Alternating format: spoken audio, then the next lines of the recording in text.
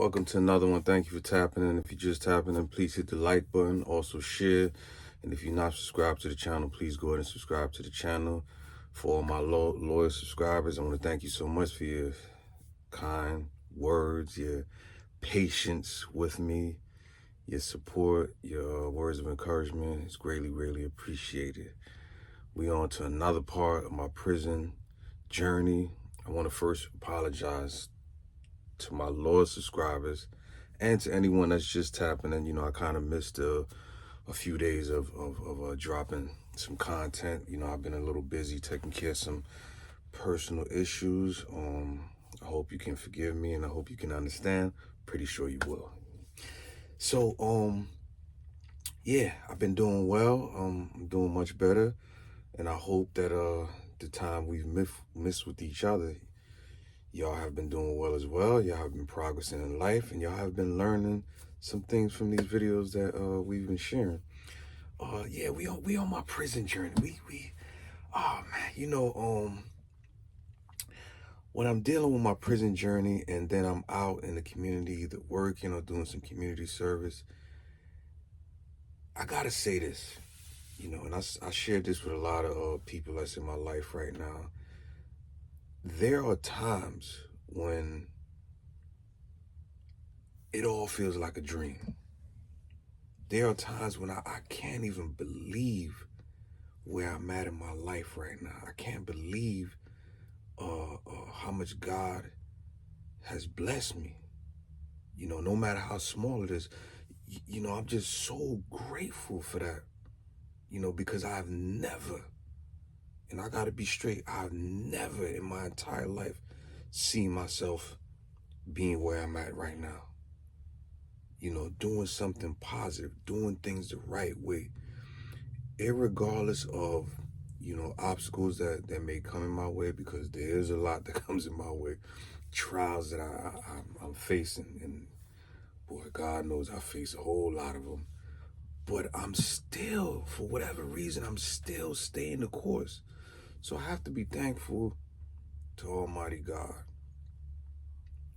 for continuously giving me the strength to fight through those trials and those obstacles that come in my life. Because one thing about the human being, we tend to always want to take the path of least resistance.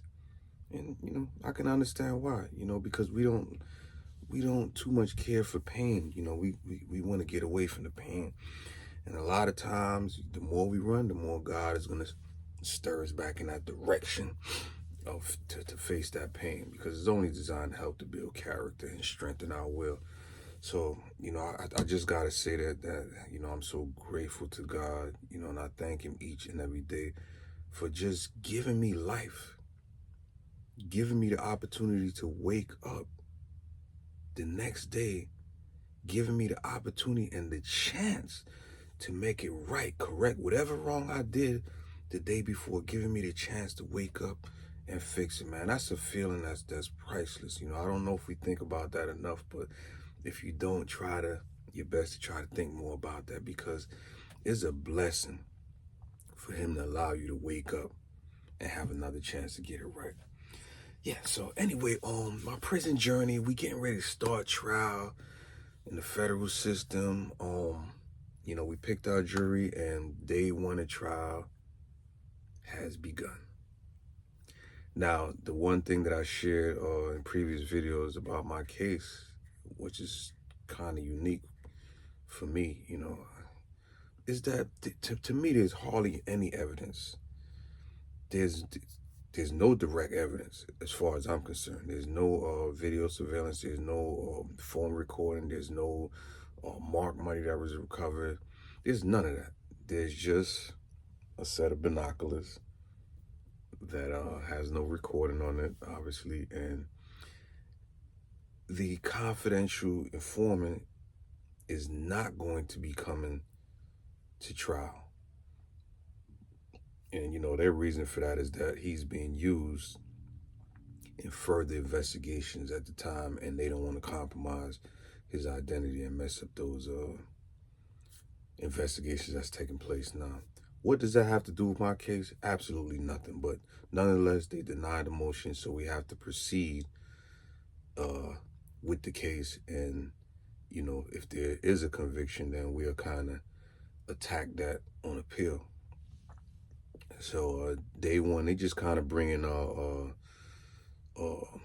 police officers in that was part of the investigation on my case, uh, forensic scientists, you know, officers and things that test the narcotics, officers that have training in narcotics to kind of go over their credentials, and a whole bunch of jibber jibber jab that you find going on in the courtroom that really has a whole lot to do with nothing. It's just going through the motions and ultimately trying to secure a conviction.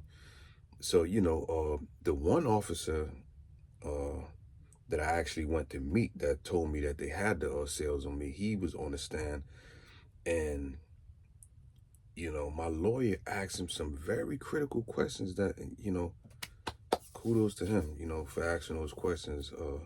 He asked me, he said, well, okay, let's deal with the confidential informant.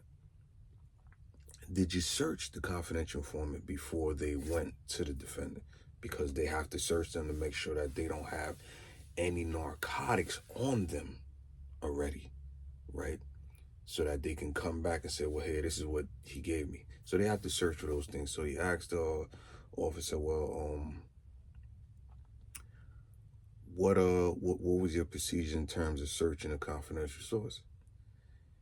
He said that he searched the confidential informant inside of the vehicle.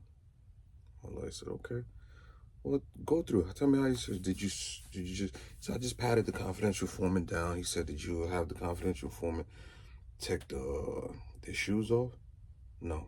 So, they could have had anything in their shoes, and who knows? You didn't do a thorough pat down because you didn't go all the way down the leg. You kind of just, tap. That's it. So he said, did you see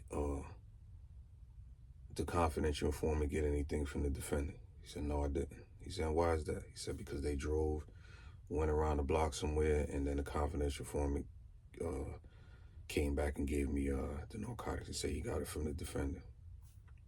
You didn't see him. You didn't have any video recording. You didn't. Okay, so nonetheless, we proceeding on, and my lawyer is, in my opinion, tearing them to pieces on the stand. What kind of, did you have your phone recorded? He said, no, I didn't have my phone recorded. Did you have the confidential informant wire for audio? No, I didn't. He said, so you didn't have anything relating to trying to secure some type of surveillance on the defendant? He said, no, I did. My lawyer said, and why is that? His answer was, because the department didn't have sufficient funds to purchase those items, those devices, whatever you want to call it. It doesn't make much sense to me, because here it is that the officer that was the lead detective on my case, he's a regular police detective, but he's also an FBI agent under Drug and Violent Task Force Department. So how is it that we're in a federal court house right now on a federal case? How is it that you couldn't reach out to the federal government to get the necessary funds to acquire these devices to be able to make sure you secure and obtain some kind of surveillance or recording on the defendant? Am I making sense to y'all? Put it in the comment section and let me know if we're on the same page or if I'm offbeat or anything. Let me know. So they didn't have any of this. Of course, the prosecutor, the government in this case, did they redirect, an officer to try to clear up some of those things nonetheless. So, as we going through the trial, shout out to my mom. I'm gonna give it up to her. She was there every step of the way, every single day. She trooped it up from New York City to Pennsylvania to come to my trial. You know, I didn't really want her there because I understand how painful that can be for a mother to sit in a courtroom and hear the charges that's being lodged against her child, right? Not knowing what the outcome could be. Well, kind of knowing that if it goes left, that her child could be facing a significant amount of time in prison. You know, that's hard for a parent. You know, I couldn't even imagine, but that's hard for a parent. And, you know, a lot of days I asked her, well, you know, why don't you just stay home? You don't have to come. You know that motherly love. No matter how much you ask them to do it, they gonna just come. Rain, hail, sleet, snow, earthquake. Even if they got to walk, they gonna be up there. So I wanna shout my moms out, man, for never turning her back on me. You know, in my darkest moments, in my prison journey. You know, I had some dark ones that I'm gonna share in this journey. She never, as many struggles as she faced, you know, during my period of incarceration, she never turned her back on me. I also want to give a shout out to my sister. Oh man, I like to call her my baby sister, even though she carries it like she's the boss and she's the older sister, she's the mom, but nonetheless, she was there every step of the way.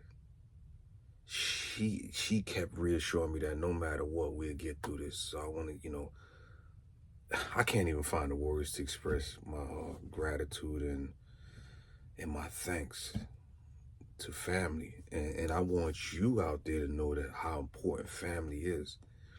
You know, if you're out there in the streets and you're doing your thing or whatever, you got to really understand the importance and the value of family. We don't pay attention to that when we're in the streets because we spend too much damn time thinking that those that's in the street with us is really our family, when in fact, oftentimes they're not, because when it goes left, they go left with the left, if I'm making sense.